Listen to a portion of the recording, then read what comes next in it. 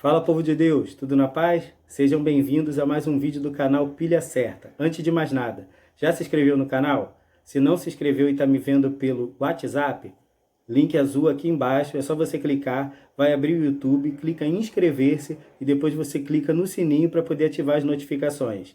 Está me vendo pelo Facebook? Link aqui em cima nas descrições do vídeo, link azul, você vai clicar, vai abrir o YouTube, inscrever-se e depois sininho para ativar as notificações. Tá me vendo pelo Instagram? Tem que ir lá nas informações do meu perfil, lá na bio. Embaixo do meu nome vai ter um link, você vai clicar, vai abrir o YouTube, você vai inscrever-se e depois você vai ativar as notificações do sininho. Jorge, já fiz isso tudo, o que eu posso fazer agora? Agora você pode virar um multiplicador do reino. É só você pegar os vídeos que tem lá na minha página, lá no meu canal, e você enviar para as pessoas que você conhece. Seja um multiplicador dessa obra, me ajude, porque eu não conheço muitas pessoas, mas eu conheço algumas pessoas, você conhece pessoas diferentes das que eu conheço. E se você enviar para essas pessoas e essas pessoas enviarem para outras pessoas, daqui a pouco nós vamos alcançar os confins da terra. Amém? O tema da nossa mensagem de hoje é: todo mundo tem o seu porém. Vem comigo que você vai entender.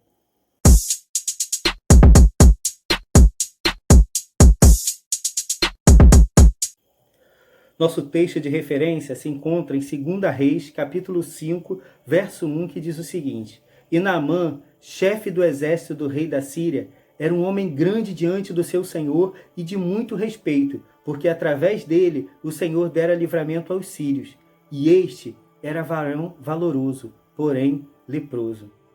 O capítulo 5 de 2 Reis vem contando a história de um homem cheio de predicativos, um homem que era chefe de um exército, era reconhecido pelo seu senhor, ele tinha o apoio de todas as pessoas que estavam ao seu redor, muitos o admiravam, ele era um homem grande no seu tempo, porém ele tinha defeitos, ele tinha limitações, ele tinha batalhas que ele travava todos os dias e que ninguém via. E eu amo a Bíblia porque ela conta história de homens e mulheres como eu e você. Ela não conta a história de super-heróis. Ela conta a história de pessoas, de carne e osso, que vencem batalhas lá fora, que são admiradas lá fora por muitas pessoas, mas muitas vezes vive no seu oculto, vive no seu dia a dia, batalhas que ninguém vê. Naamã tinha muitas qualidades e essa era vista por todas as pessoas, e essas qualidades muitas vezes abafava o defeito que ele tinha. O capítulo começa contando todos os seus predicativos, mas no final do versículo diz o seguinte: ele era varão valoroso, porém leproso. Eu não sei se você estudou isso ou se você não se lembra, mas a palavra porém, ela é uma conjunção coordenada adversativa. Jorge, isso é aula de português agora? Não. Mas para que a gente venha entender a Bíblia, muitas vezes nós temos que recorrer ao português. Quando a Bíblia fala que Naamã, ele era varão valoroso, porém leproso, estava dizendo o seguinte: essa conjunção, porém, ela quer dizer que tudo aquilo que foi dito antes dela está sendo contradito depois dela. Ele tinha valor, porém, ele tinha lepra. Era como se invalidasse todos os predicativos de Naamã. E todos nós temos os nossos poréns. Todos nós temos aquelas coisas que só nós sabemos, que muitas vezes parece que nos afasta do Senhor. Ele poderia ser perfeito, porém, ele tinha lepra. Nós precisamos entender, nesse dia de hoje, quais são os nossos poréns. Existem poréns que são circunstanciais, poréns que servem para nos aproximar de Deus. E existem poréns que servem para que nós não viemos a escapar dele. Nós vamos entender nesse momento qual é o meu porém e qual é o seu porém. Jorge, e o que é esse porém circunstancial? Porém circunstancial é aquele quando o homem está distante de Deus e Deus utiliza esse porém, utiliza esse defeito, utiliza essa situação para trazer ele para perto. Naamã era um homem que aparentemente tinha tudo. Ele era um homem reconhecido, ele tinha status, ele tinha poder, ele andava do lado do rei, só que ele precisava de Deus. E nesse momento Deus utiliza esse porém para poder trazer Naamã para perto. Numa das suas batalhas, ele leva para sua casa uma serva, ele leva uma pessoa como escrava, uma pessoa para servir sua mulher. E essa mulher, vendo a sua intimidade, vendo como ele era dentro de casa, falou para sua senhora: poxa, quem dera que o meu senhor estivesse diante do profeta que está em Samaria, ele certamente seria curado. Às vezes, Deus coloca pessoas com visão espiritual perto da gente, para que a gente venha entender o quão distante nós estamos de Deus. Naamã, ele tinha tudo, mas só faltava uma coisa. Ele precisava de Deus na vida dele. Ou seja, o tudo que ele tinha não era nada, porque ele precisava do Senhor. E Deus usa uma escrava, Deus usa uma serva para poder mostrar para ele o verdadeiro sentido da vida dele.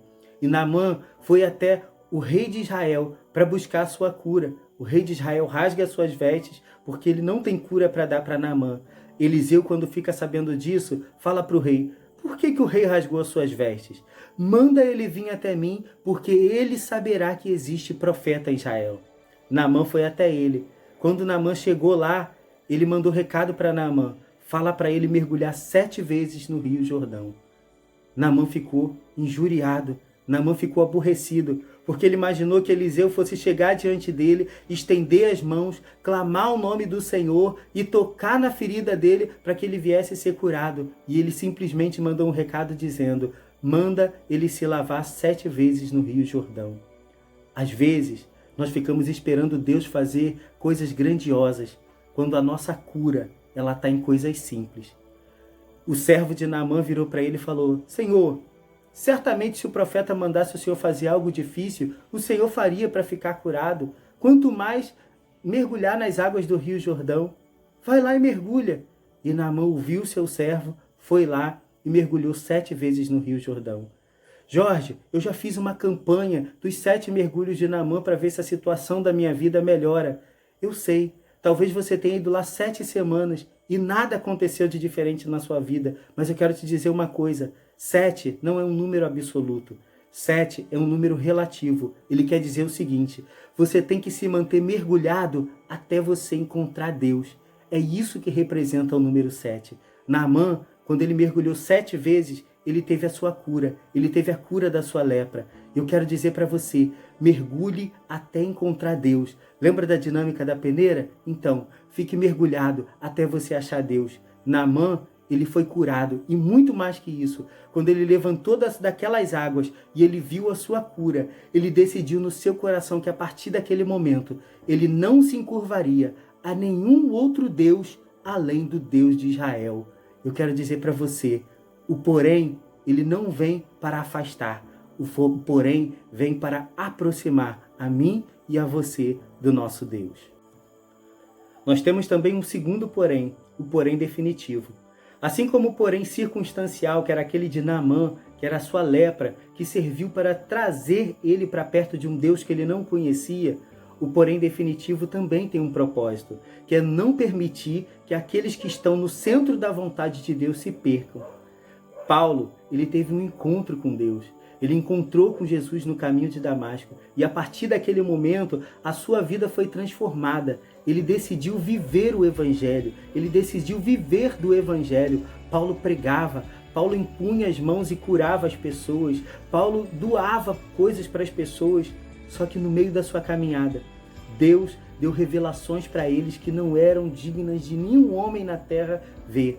Mas para que ele não se exaltasse com a excelência dessas revelações, está lá em 2 Coríntios capítulo 12, verso 7, diz o seguinte: para que eu não me exaltasse pela excelência das revelações que me foram dadas, foi-me colocado um espinho na carne, a saber, um mensageiro de Satanás, ao qual eu 3 vezes orei ao Senhor, para que ele retirasse de mim.